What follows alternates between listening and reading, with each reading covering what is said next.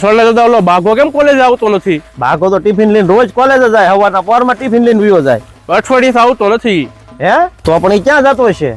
મારું નામ ન દેતો તો વાત કહું, ઈ દરરોજ છે ને તમારી વાડીએ જો ઉપલા હેઠે બેઠો હોય. વાડીએ શું કરતો હશે ઈ? ઉપલા હેઠે છે ને ઓલા રેડિયામાં ગીત વગાડીને આખો દી ડિસ્કોસ કરતો હોય. એટલે પણ ડિસ્કો ઈ એકલો એકલો કરતો હશે? હાલો તમને બતાવું કોણ કોણ કરે ડિસ્કો. ઈ